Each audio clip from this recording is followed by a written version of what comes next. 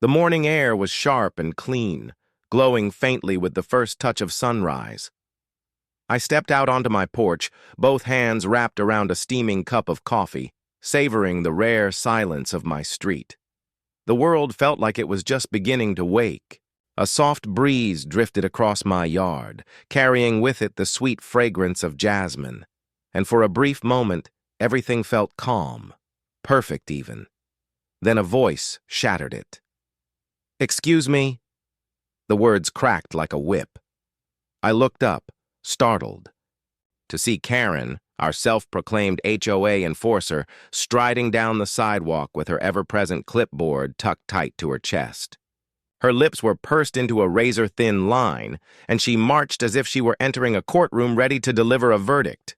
"You can't do that," she barked. I blinked. "Do what?" Her fingers stabbed toward my coffee mug like it was a weapon. "Drink that out here in your front yard." For a second, I thought it was a joke. I nearly laughed, expecting her to crack a smile. But her expression was stiff, carved in stone. She was dead serious. Karen shoved a paper toward me, a violation notice, already filled out and signed. "As per HOA guidelines, front yards must remain free of unsightly behaviors. Consuming beverages outside is not allowed." I almost dropped my mug. "Unsightly behavior? It's coffee." "Rules are rules," she shot back, her eyes narrowing. "This is your official notice. Repeat offenses will result in fines." The absurdity of it smacked me in the face. A fine for sipping coffee on my own porch? The peaceful moment I'd been enjoying was crushed, replaced with a surge of irritation and disbelief. I could feel eyes on me. Curtains shifted in nearby. Windows. A couple out walking their dog slowed down to whisper. The entire street seemed to hold its breath. I stood there, embarrassed but also burning with defiance. My yard was immaculate. Lawn mowed, flower beds trimmed, walkway clean. I wasn't bothering anyone. This wasn't about coffee at all. This was about Karen and her need for control. So I raised the mug deliberately, locking eyes with her, and took a slow sip. "Then fine me," I said evenly, "because I'm not moving." Her nostrils flared. With a dramatic stroke of her pen, she scribbled across her clipboard, then spun on her heel like a general retreating from battle. "This will not end well," she hissed, before storming back toward her house. I stood frozen, the taste of coffee suddenly sour. Behind me, the front door creaked, and my spouse stepped out, concern written across their face. "What was that about?" I held up the violation notice that still fluttered in my hand. "A ticket for coffee." And in that moment I knew this was only the start. By midday, the story had already spread through the neighborhood. The paper still sitting on my kitchen counter felt less like a document and more like a lit fuse. When I stepped outside again, the entire street buzzed with quiet gossip.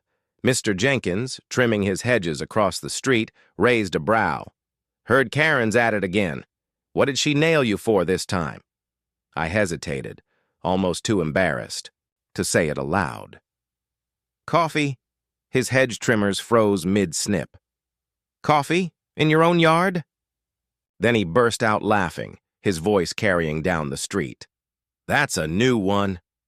Not long after, Mrs. Alvarez strolled past with her little dog. She shook her head.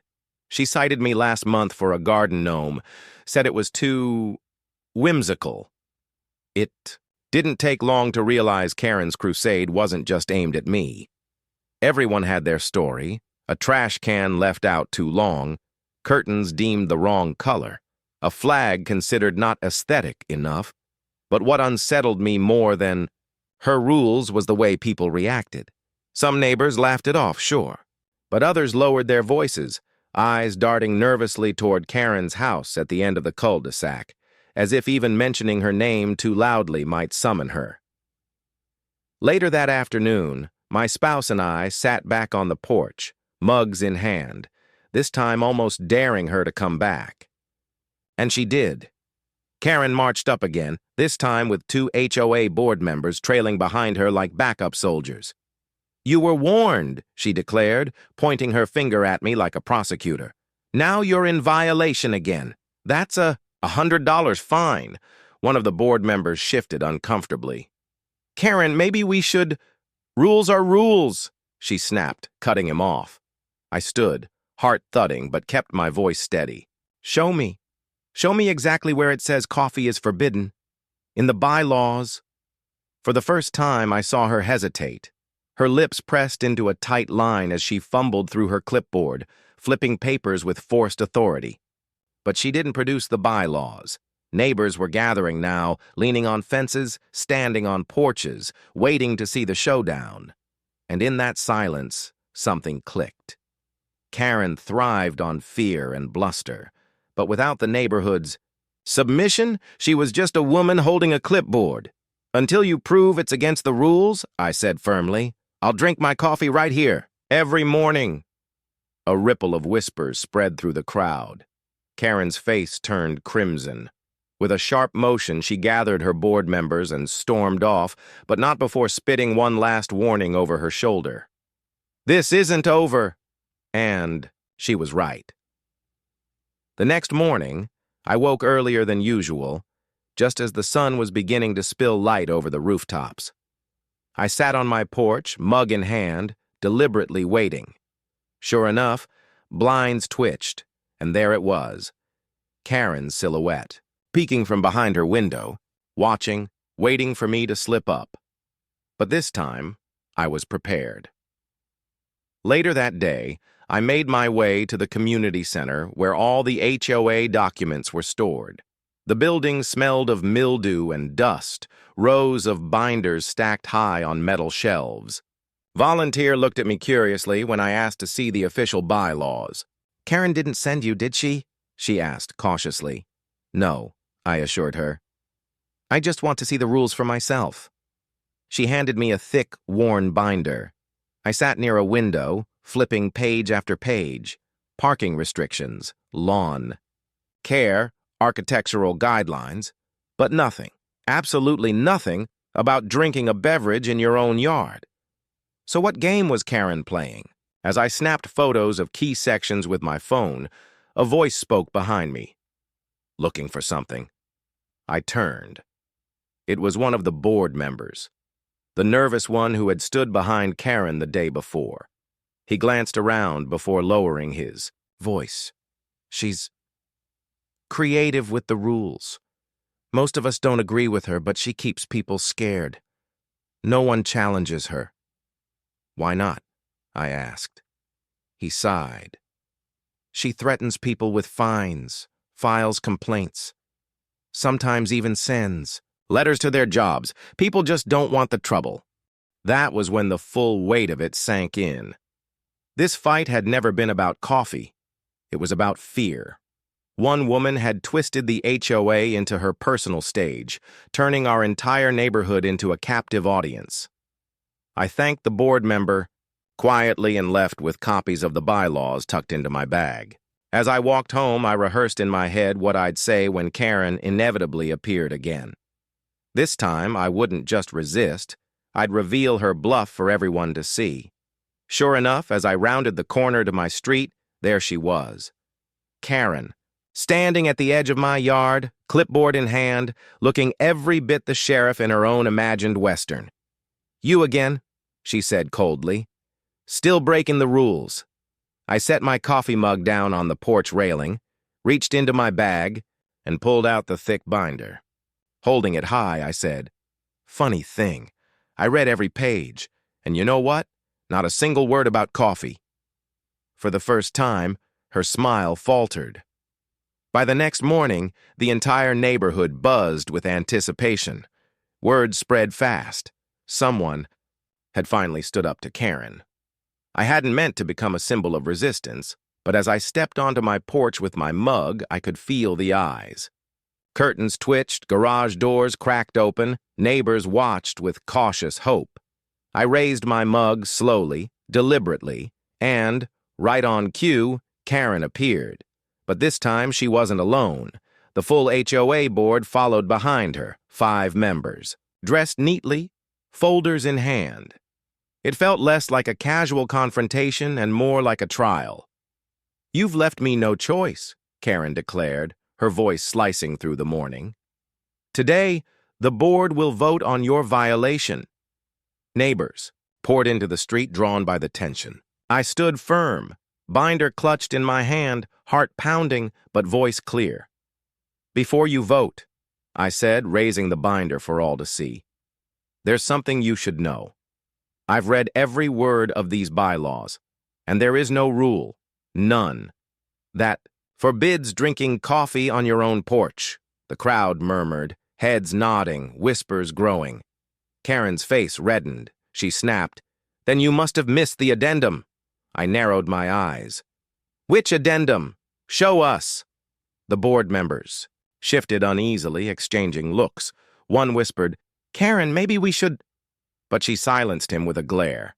Her hands rifled frantically through her clipboard, papers rustling under the heavy silence of the crowd.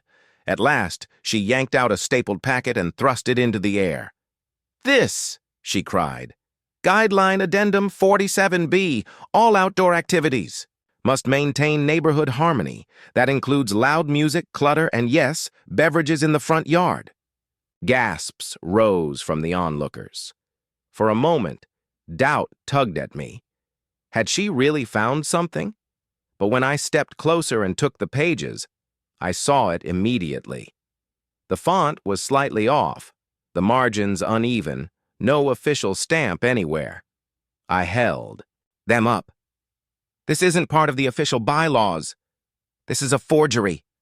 The gasps turned into a wave of whispers, then outright shouts. Mrs. Alvarez pushed to the front, voice trembling with outrage. "She fined me for my garden gnome with this fake rule." Others joined in. Flags, curtains, bicycles, every so-called violation suddenly traced back to Karen's phony addendum. Karen's eyes darted wildly. She opened her mouth to argue, but the board members had already seen enough. The nervous one who had confided in me stepped forward, squaring his shoulders. "Karen, we need to speak. Privately. Now." They pulled her aside. And for the first time in months, it felt like the neighborhood could breathe again. But I knew deep down the fight wasn't truly finished. Not yet. That evening, everything shifted. The cul-de-sac, once silent and shuttered, came alive. Neighbors gathered openly with folding chairs, chatting across lawns, children racing on bikes, laughter filling the warm air. For the first time in ages, the street felt free. Only Karen's house stayed dark, curtains clamped shut like iron. Yates. She hadn't stepped outside since the confrontation. Rumors spread quickly. Claims of forged rules. Demands for accountability. Her reign of fear was cracking. I sat on my porch, coffee in hand, not defiant this time but content. Mrs. Alvarez strolled by with her little dog and raised her own mug with a smile. "To coffee," she said. "To freedom," I replied. The very next day, the board called an emergency meeting. Not in the cramped community office, but right in front of Mr. Jenkins's wide lawn where everyone could attend. And attend they did. Neighbors who hadn't spoken in years stood shoulder to shoulder, united at last. The board member who'd first warned me about Karen stepped forward to address the crowd. His voice was firm, steady. "We've reviewed the so-called addendums Karen used to hand out citations. They were never official, never approved. She acted alone." The murmurs grew heated. Neighbors shouted out their own stories. Phony fines, threats, the stress she had inflicted on everyone. The more they spoke, the more the frustration hardened into resolve. Finally, the call for a vote came. It was quick, unanimous. Karen was stripped of her position. The clipboard's reign was finished. The cheer that erupted was deafening. Children clapped, adults hugged, and someone even cracked open a cooler of sodas. But the celebration wasn't just about Karen. It was about reclaiming their home, about realizing that silence and fear had held them prisoner for far too long. As for Karen, she didn't show her face that evening. Some whispered she had packed her things to leave. Others believed she still lingered in that darkened house, bitterness simmering behind the glass. Either way, her days of policing mugs and gnomes were done. That night, I returned to my porch. The air was cool, the coffee warm, and the street finally at peace. For the first time in a long time, I truly felt at home in my own yard. I lifted my mug, not just for myself, but for every neighbor who had chosen to stand up together. And with that final sip, I knew this battle was over. Enjoyed this HOA showdown? Hit subscribe for more real-life neighborhood dramas and wild confrontations. Give this video a like if you think sipping coffee on your own porch should always be allowed. And drop a comment. Have you ever had your own Karen moment?